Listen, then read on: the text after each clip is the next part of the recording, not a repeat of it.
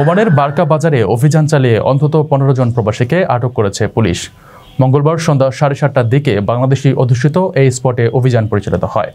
বিষয়টি প্রবাস টাইমকে জানিয়েছেন প্রত্যক্ষদর্শী এক বাংলাদেশি।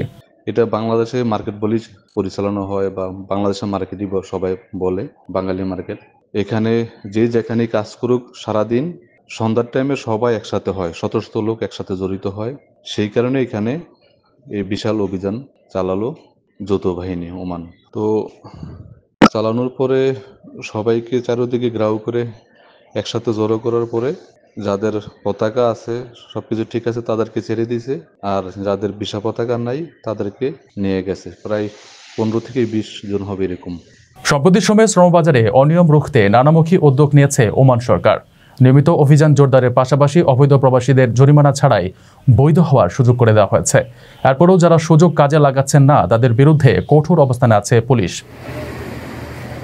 ঘোষণা অনুযায়ী আগামী 31 জুলাই পর্যন্ত ওমানে কোনো প্রকার জরিমানা ছাড়াই ভিসা নবায়নের সুযোগ থাকছে।